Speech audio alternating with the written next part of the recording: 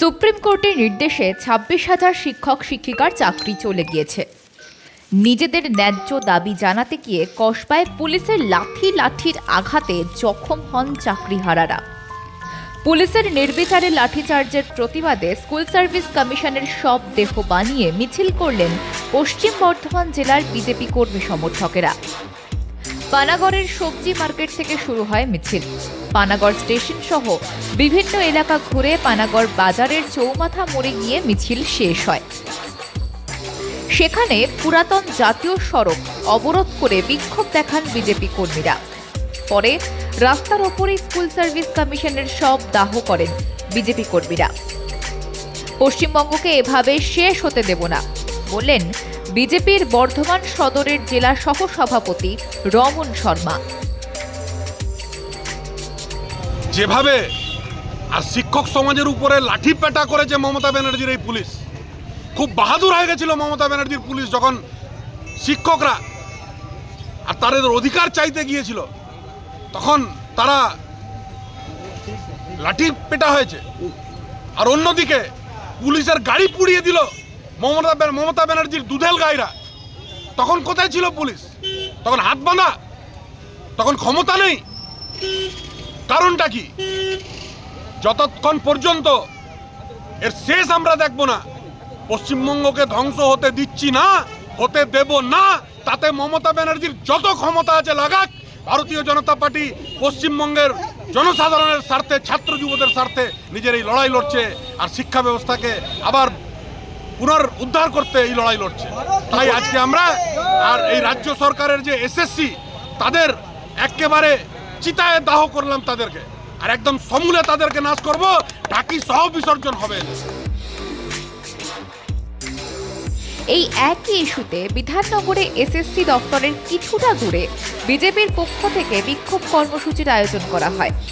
BJP কর্মী সমর্থকেরা জমায়েত হয়ে প্রতিবাদ মিছিল করেন। তাদের এসএসসি দপ্তর যাওয়ার পরিকল্পনা ছিল। বিধাননগর পুলিশের বিশাল বাহিনী আগে থেকেই মজুদ ছিল সেখানে। বিজেপি কর্মীরা এসএসসি ভবনের দিকে এগোতে চাইলে তাদেরকে বাধা দেয় পুলিশ। এরপরে উত্তপ্ত হয়ে ওঠে পরিস্থিতি। বিজেপি কর্মীরা রাস্তায় বসে 10 নম্বর ট্যাঙ্ক মোড় অবরোধ করে। রাস্তায় টায়ার জ্বালিয়ে দেয় বিজেপি সমর্থকেরা। পরে পুলিশ তাদেরকে ঘটনাস্থল থেকে সরিয়ে নিয়ে যায়। পুলিশের সঙ্গে বিজেপি কর্মীদের তুমুল ধস্তাধস্তি শুরু হয়। আন্দোলনকারী অধিকাংশ বিজেপি নেতাকর্মীদের পুলিশের গাড়িতে তোলা হয়। যোগ্যদের জন্য পথে নেমেছি বললেন স্থানীয় এক বিজেপি নেত্রী।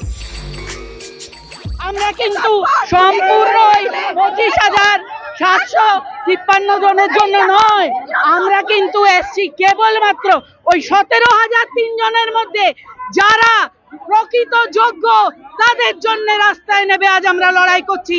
তারা যেন তাদের চাকরি ফিরে পায়। তাদের কাছে প্রমাণ আছে, ওএমআর আছে, কিন্তু কিছু জনের ওএমআর এর মিরার ইমেজ নেই। সেই কারণে আজ 17,003 জনের থেকে কাকর আর চাল আলাদা করা যাচ্ছে না।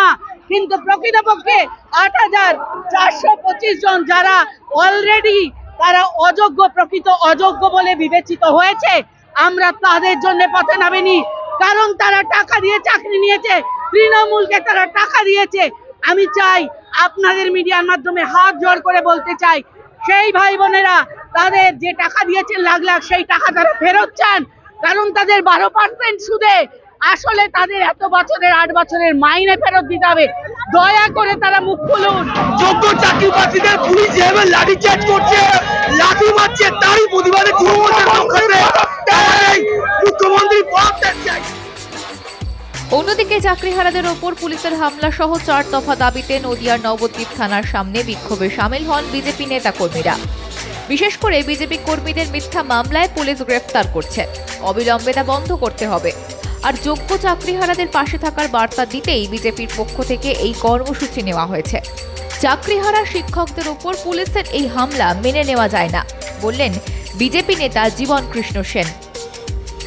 প্রায় 26,000 শিক্ষক এবং শিক্ষার সঙ্গে যুক্ত যারা কর্মী আছেন তাদেরকে চাকরি থেকে ছাঁটাই করে দেয়, এবং সেটা সুপ্রিম কোর্টের নির্দেশে।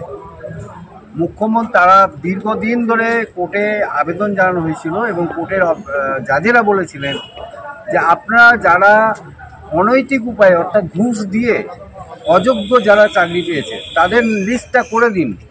না এসএসসি না পশ্চিমবঙ্গ সরকার সেই লিস্টটা দেয়নি, যার ফলে মেধাযুক্ত যে ছাত্র যে শিক্ষকরা এবং শিক্ষাকর্মী তারা যারা যথেষ্ট ভালো পরীক্ষা দিয়ে যারা চাকরিটা পেল তাদের সর্বনাশ হয়ে গেল। আজকে 26,000 পরিবার তারা না খেয়ে দিন যাপন করতে হবে, তারা চরম সমস্যার মধ্যে পড়েছে তাদের পরিবারগুলো। আর মমতা ব্যানার্জি ইন্ডোর স্টেডিয়ামে গিয়ে বলছে আমি সমস্যার সমাধান করে দেবো, এতদিন করেননি কেন আপনি?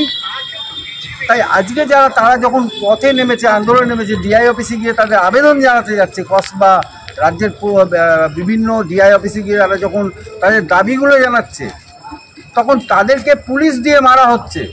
এটা কোন দেশি সরকার চলছে? এই নৈরাজ্যের বিরুদ্ধেই আজকে আমাদের সারা পশ্চিমবঙ্গ ব্যাপী আজকে আমাদের প্রত্যেকটা থানা এবং রাস্তা অবরোধের কর্মসূচি আছে, থানা ঘেরাও এবং রাস্তা অবরোধের কর্মসূচি, এবং সেইটা উপলক্ষে আমরা এখানে এসেছি এবং আমরা আমাদের আইসি সাহেবের কাছে আমাদের স্মারকলিপি জমা দিয়েছি।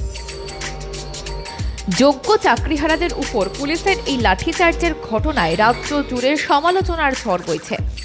রাস্তায় নেমে পুলিশের বিরুদ্ধে সরব হয়েছে বিজেপি, জেলায় জেলায় আন্দোলনও শুরু হয়েছে। আগামী দিনে এই আন্দোলন আরও জোরদার হবে। যোগ্য চাকরিহারা শিক্ষক পেটানো পুলিশের বিরুদ্ধে কি ব্যবস্থা নেওয়া হয় সেটাই এখন দেখার। ব্যুরো রিপোর্ট, মাধ্যম।